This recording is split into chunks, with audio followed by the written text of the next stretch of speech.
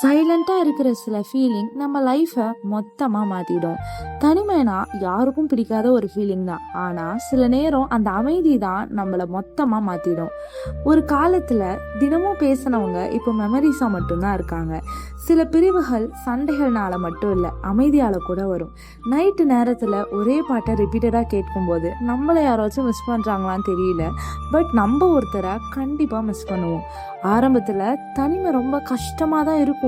ஆனால் ஸ்லோவாக அதே தனிமை தான் யாரையும் எதிர்பார்க்காம வாழ கற்றுக் கொடுக்கும். இப்போ தான் சிரிக்கிறேன்னா அது நான் முழுச சந்தோஷமாக இருக்கேன்னா அர்த்தம் இல்லை. ஒரு காலத்தில் ரொம்ப வலிச்ச விஷயங்களை கூட இப்போ அமைதியாக கடந்து போக பழகிட்டேன்னு தான் அர்த்தம். சில காயங்களுக்கு மருந்து எதுவும் கிடையாது, காலமும் தனிமையும் மட்டும்தான் ஒரே வழி. இனிமே நீங்கள் தனியாக இருக்கேன்னு ஃபீல் பண்ணீங்கன்னா கொஞ்சம் கூட பயப்படாதீங்க. உங்களை புரிஞ்சுக்க ஒரு இதயம் எங்கேயோ கண்டிப்பாக இருக்கும்.